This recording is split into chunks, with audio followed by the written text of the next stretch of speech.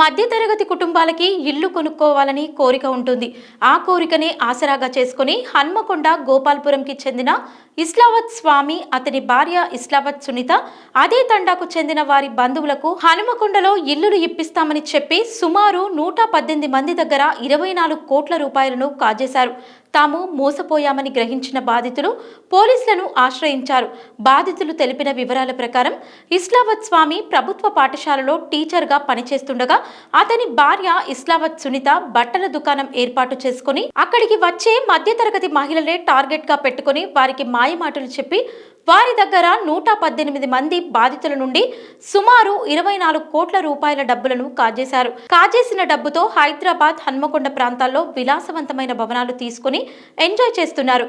ఈ కిలాడి దంపతుల ద్వారా మోసపోయామని గ్రహించిన బాధితులు మొత్తం 118 మంది కలిసి వారి ఆచూకీ కోసం వెతకసాగారు. హనుమకొండలోని వడ్డేపల్లిలో రహస్యంగా నివాసం ఉంటున్నారని తెలుసుకుని బాధితులు మోసకారి దంపతుల ఇంటికి వెళ్లి ప్రశ్నించగా బాధితులపై దురుసు ప్రవర్తన చేయగా తక్షణమే వారిపై పోలీసులకు ఫిర్యాదు చేశారు.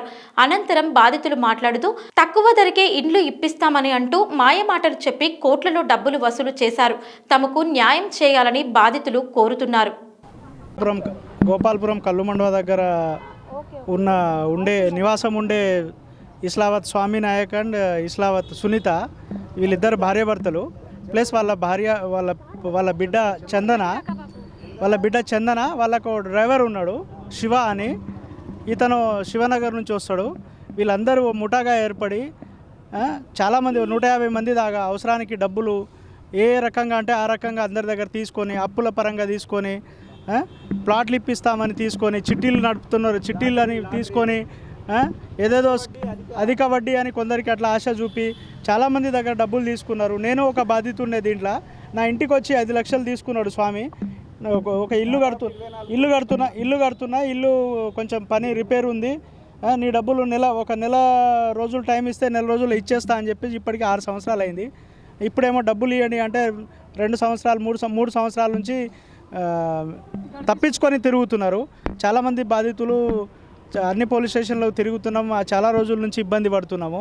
ఈరోజు దొరకబట్టి ఇక్కడ సుబేదారి పోలీస్ స్టేషన్కి తీసుకొచ్చాము. డబ్బులు ఇవ్వండి అందరు, మీకు ఇవ్వలేదా అని అంటున్నారు. అన్ని పేపర్లు అన్నీ రాసి ఉన్నాయి, కానీ డబ్బులు ఇవ్వడానికి చాలా ఇబ్బంది పెడుతున్నారు. డబ్బులు ఇవ్వట్లేదు.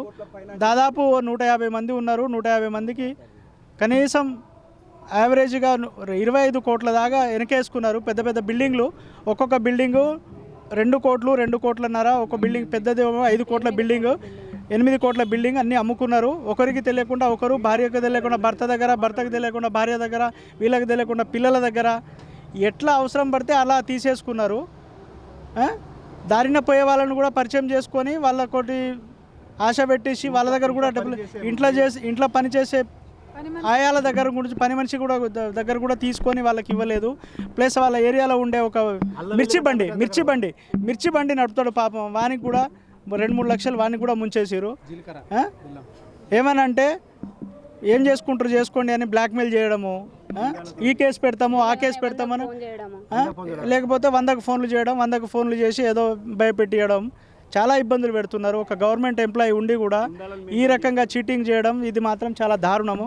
మీరే మాకు హెల్ప్ చేయాలని కోరుతున్నాం. అన్ని ఎవిడెన్స్ ఉన్నాయి, ఫొటోసు, పేపర్సు, చెక్స్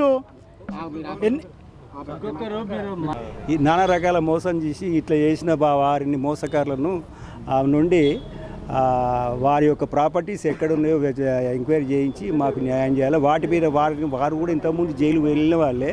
ఒక గవర్నమెంట్ టీచర్ కూడా ఇట్లా చేయడం చాలా విడ్డూరం అది.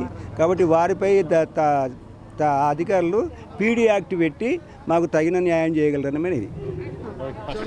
నా పేరు మమత అండి. మా సార్ గవర్నమెంట్ ఎంప్లాయీ అండి. మాకు చిన్న తాత కూతురు అని చెప్పి నేను నమ్మి, మా సార్ సపోర్ట్ లేకుండా నేను మా రిలేషన్ వాళ్ళ దగ్గర అందరి దగ్గర ఒక 45 లక్షలు తీసుకొచ్చి, అంటే వాస్తవంగా నాది మిస్టేకే అనుకుంటున్నా, రూపాయి ఆశకు పడి నేను అత్తమ్మే కదా అని చెప్పి నేను ఆమెకి 45 లక్షలు ఇవ్వడం జరిగిందండి. అది కూడా నేను ప్రామిసర్ నోట్లు నా దగ్గర ఉన్నది 45 లక్షలకే ఉన్నాయి. ఎక్స్ట్రా అమౌంట్ తీసుకున్న వాటికి ఇవన్నీ లెక్కలు చేసుకొని తన సంతకాలతోని అన్నీ తన సంతకాలే ఉన్నాయి. ఇప్పుడు అడుగుతుంటే నా సంతకాలు కాదు, ఇవన్నీ దొంగ సంతకాలు పెట్టుకున్నాం అని చెప్పి నన్ను బ్లాక్మెయిల్ చేసుకుంటూ ఎక్కడ పడితే ఇబ్బంది పెడుతుంది. నేనైతే ఎవరి దగ్గర తీసుకొచ్చానో వాళ్ళని కూడా నా ఇంటి మీదకి పంపి నన్ను చాలా హరాస్మెంట్కి గురి చేస్తుంది సార్. దయచేసి నేను ఇక్కడ వాస్తవంగా నేను మన భర్త సపోర్ట్ లేకుండా చేసుకున్నందుకు నేను దేనికంటే దానికి ఉంటాక నన్ను చాలా రకాలుగా ఇబ్బంది పడుతున్నా. నేను దగ్గర అప్పు 1,20,00,000 అప్పు అయిపోయినా సార్. ఈమె ఇంకొకటి కొమ్మాల అని వెంకన్న అని చెప్పి వీళ్ళిద్దరు నన్ను చాలా రకాలుగా వాడుకున్నారు సార్. నేను మా రిలేషన్ వాళ్ళ దగ్గర గన్పూర్ అని చెప్పి జనగాం అని చెప్పి ఎక్కడ పడితే అక్కడ తీసుకెళ్ళి మా రిలేషన్ దగ్గర అంతా నేను అమౌంట్ ఇప్పించాను. ఇప్పుడు ప్రతి వాళ్ళతోని మొత్తం నా వల్లనే ఏదో నేనే తనని ఏదో ఇబ్బంది పెట్టినట్టుగా క్రియేట్ చేసుకుంటూ అందరినీ కూడా నా మీదకి పంపిస్తుంది. అట్లా నేను ఒక్కదాన్ని కాదు సార్, 120 మంది బాధితులు ఉన్నారు. వాళ్ళతో పాటు నేను కూడా ఉన్నా. మా సొంత రిలేషన్లో మా బాబాయ్ దగ్గర, మా పిన్ని వాళ్ళ దగ్గర, అందరి దగ్గర కూడా తీసుకుంది. ఈరోజు అందరం కూడా మేము తన ఇంటికి వస్తే 100కు ఫోన్ చేయించి మమ్మల్ని స్టేషన్ దగ్గరికి పిలిపించారు. వాళ్ళు కూడా ఉన్నారు సార్. దయచేసి మా అమౌంట్ ఇప్పించగలరని కోరుకుంటున్నాను సార్. ప్లీజ్ సార్, రిక్వెస్ట్ చేస్తున్నా, మాకు న్యాయం చేయాలని కోరుకుంటున్నా. Please sir.